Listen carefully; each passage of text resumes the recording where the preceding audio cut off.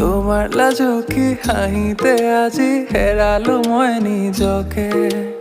অনুপমা চকুৱে তোমাৰ প্ৰীতি অসীম হানে